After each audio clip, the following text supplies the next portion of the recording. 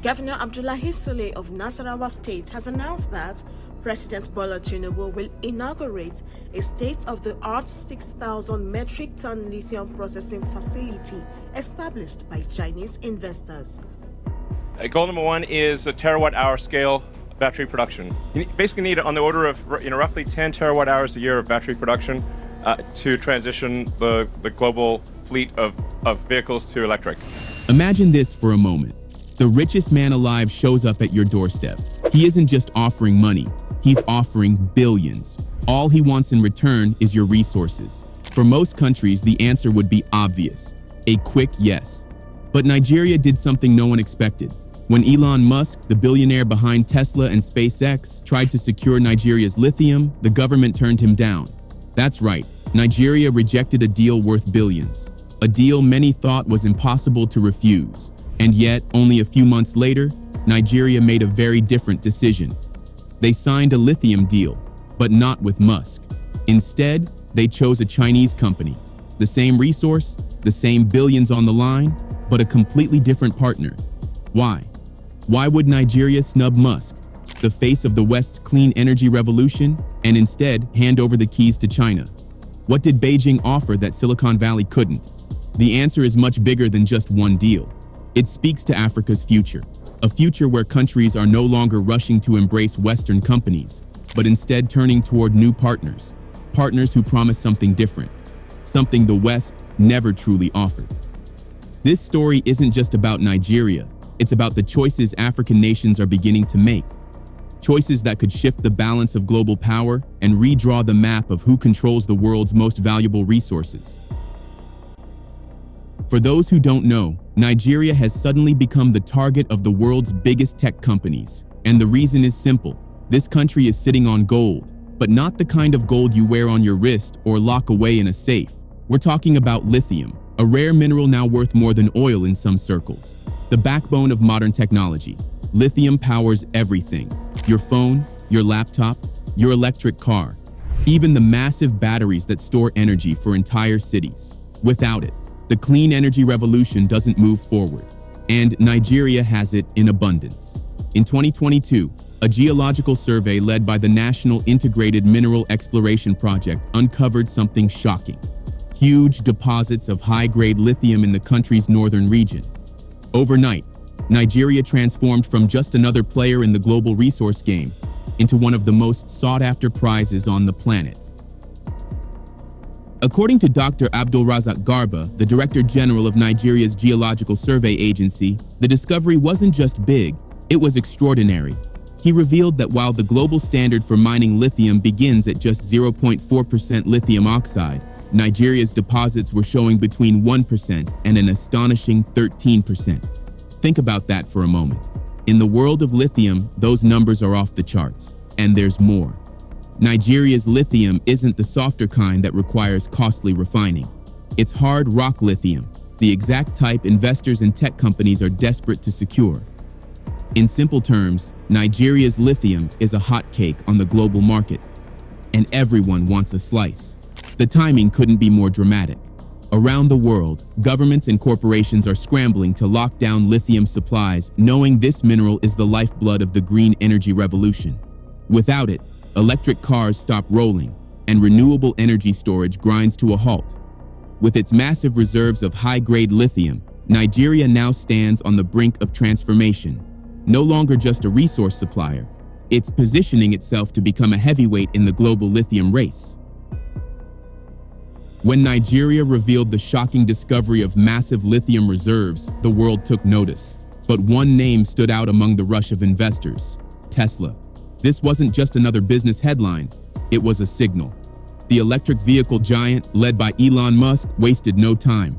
Reports suggest Tesla was among the very first to show interest, moving quickly, while others were still watching from the sidelines. And Musk's intention was clear: a partnership with Nigeria, not for oil, not for gas, but for something far more valuable in the 21st century: lithium, the raw material that powers every battery, every Tesla on the road, and the future of global energy.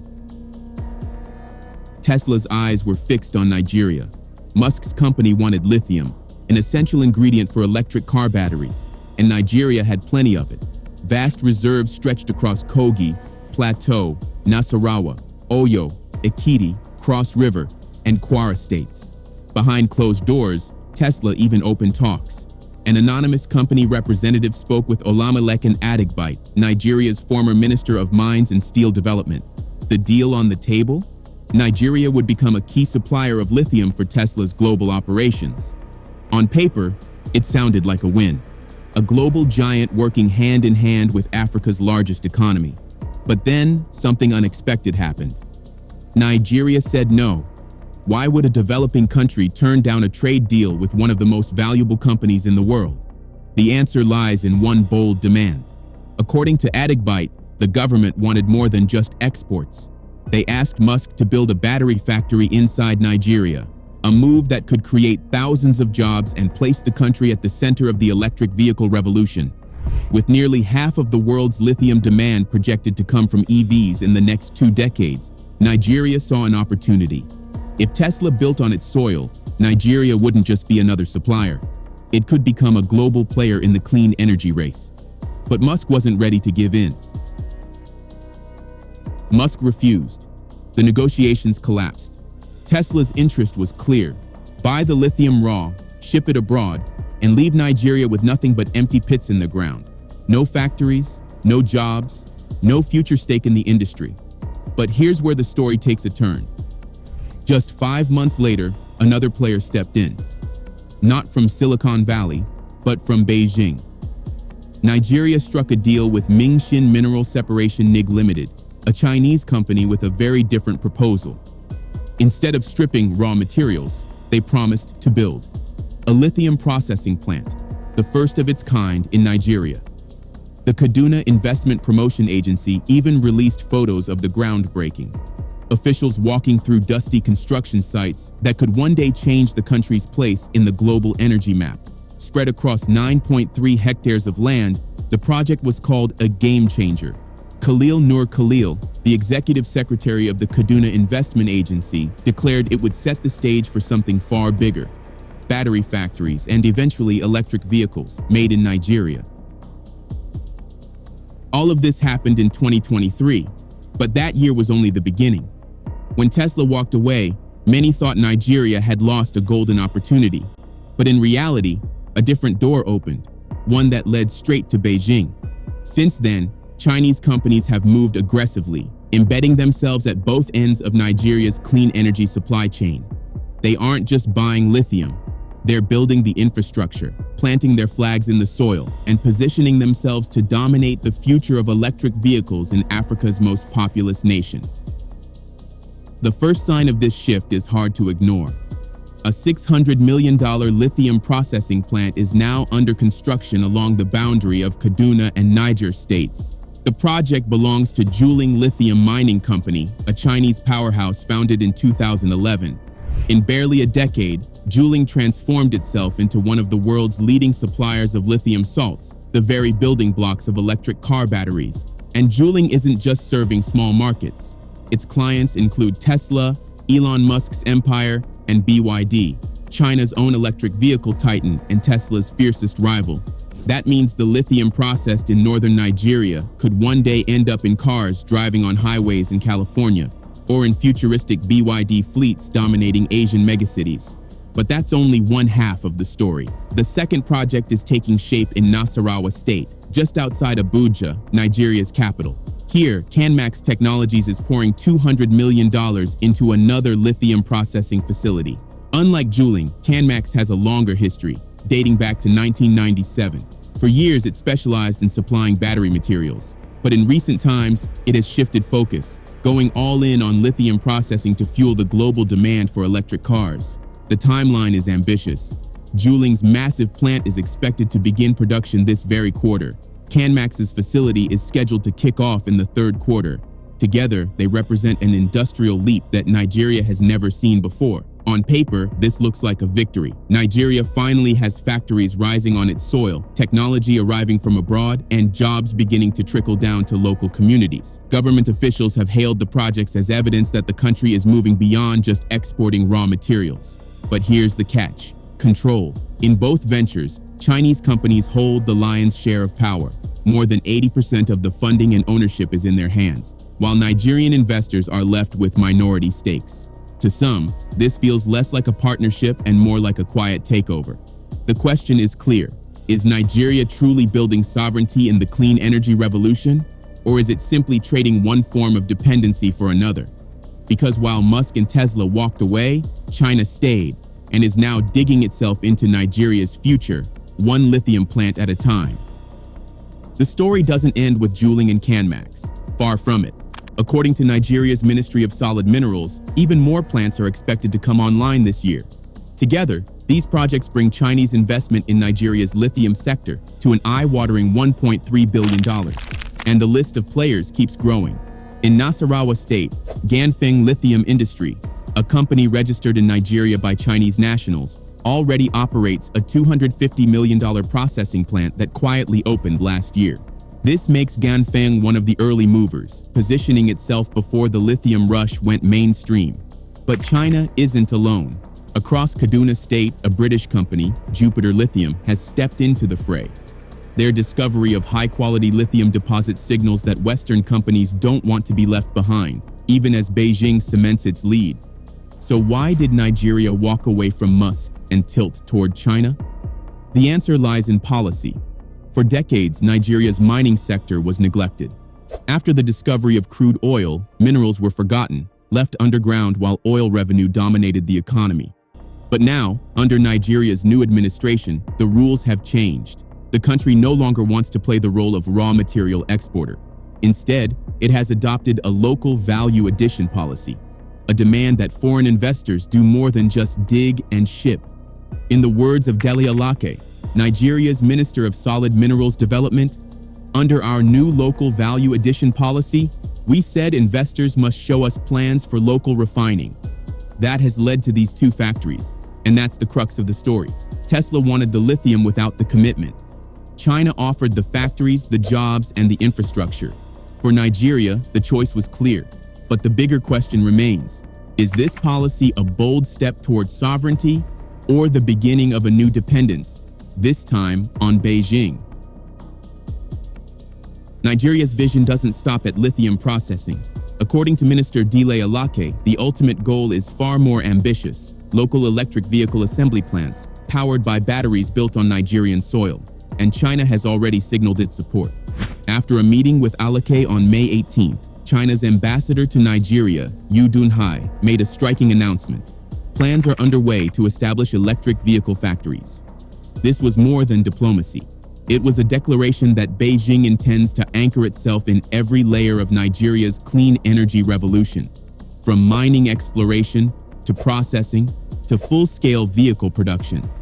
Now compare that with Tesla. While Chinese firms agreed to build plants, transfer technology, and lay down physical infrastructure, Tesla flatly refused. Musk's company wanted lithium, but only in its rawest form.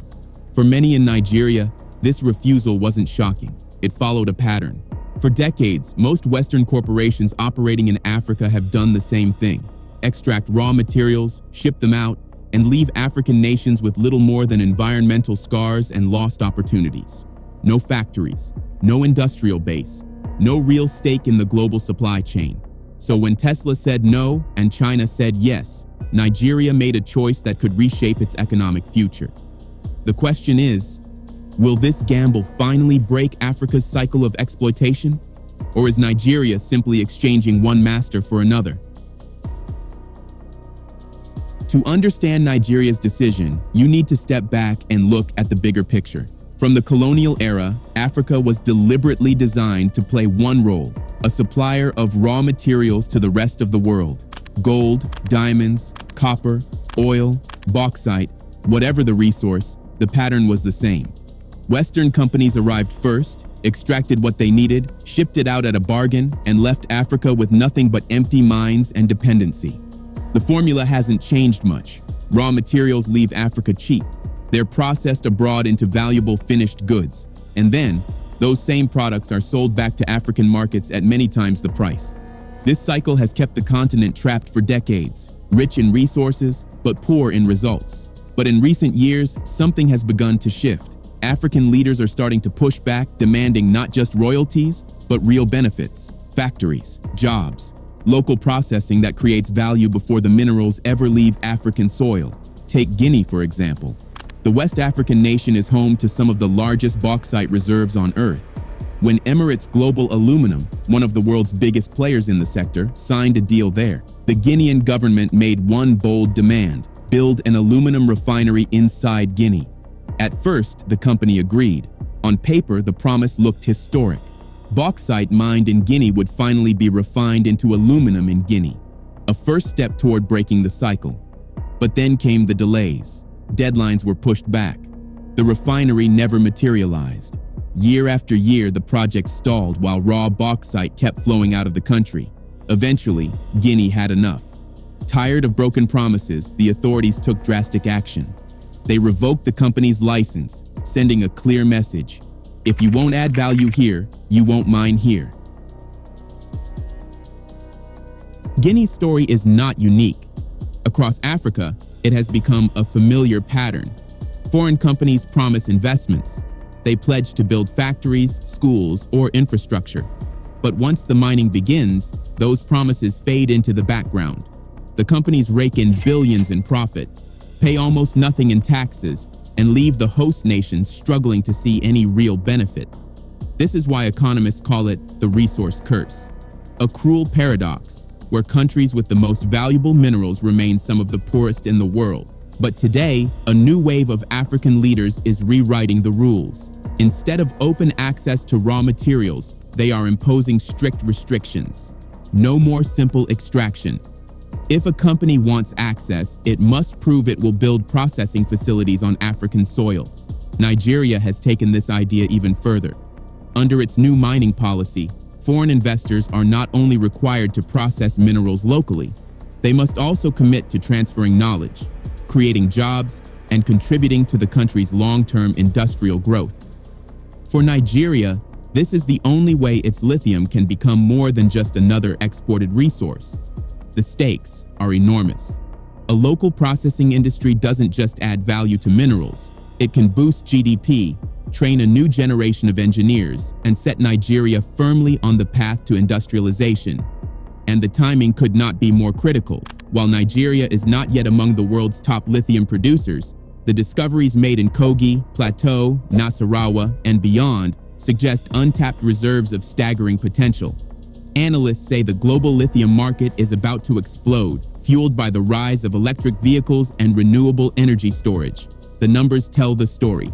According to Future Market Insight, the lithium mining sector has already become a cornerstone of the clean energy transition.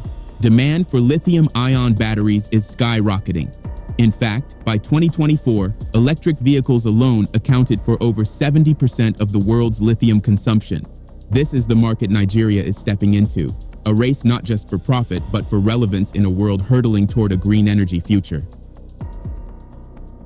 In 2024, Business Day's findings showed global demand for lithium mining reached an impressive $3.9 billion, highlighting its pivotal role in the energy sector. With countries such as the United States, China, and members of the European Union pushing for net zero emissions by mid-century, lithium demand is expected to escalate further. These batteries power electric vehicles, EVs, renewable energy storage systems, and consumer electronics, making lithium a critical resource for a sustainable future. What this means is that Nigeria can get into an industry still considered mainly on the ground floor.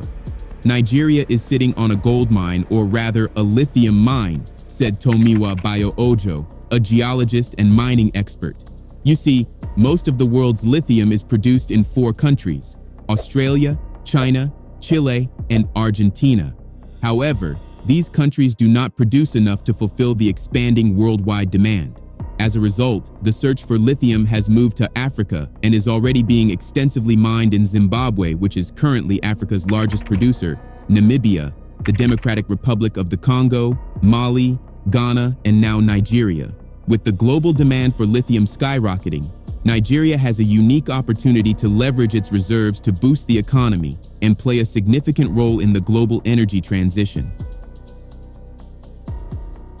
However, despite the potential, there are growing concerns that this new resource would lead to violence as people fight for control of the new commodity. Nigerian history is strewn with conflicts over natural resources. These range from low-level tensions to large-scale insurrections and are aggravated by disagreements over access and management of the resources and the unequal distribution of the benefits generated by them. Nigeria has long been a case study for the resource curse, where despite large amounts of natural resources, the country gets poorer, not richer. Despite substantial revenue earnings, Nigerians suffer from poor infrastructure, insufficient healthcare services, and a dearth of basic necessities. Over time, Nigeria's reliance on its ample natural resources such as oil has resulted in growing poverty, unemployment, and corruption. The presence of large amounts of in-demand resources also attracts groups looking to fund illegal activities. According to the United Nations, this is already evident in Nigeria's Zamfara state, where illegal gold mining has become a major driver of banditry. The collaboration between some high-profile Nigerians and foreigners has festered this activity. Across the country, illegal resource extraction is deepening conflict requiring urgent intervention. Interestingly, across the globe, countries that have discovered lithium have become susceptible to violence. In India, the People's Anti-Fascist Front issued a threat stating that it would not tolerate the exploitation and theft of lithium discovered recently in Jammu and Kashmir. Based on this, analysts have predicted that the discovery of high-grade lithium in Nigeria is likely to trigger violence. However, the fact remains that lithium is a valuable mineral with multiple uses in the emerging green economy. If the government can play its part, then Nigeria can potentially become a major player in the global lithium market. What are your thoughts? Let us know in the comments section below. Don't forget to like this video, drop a comment, and subscribe to our channel.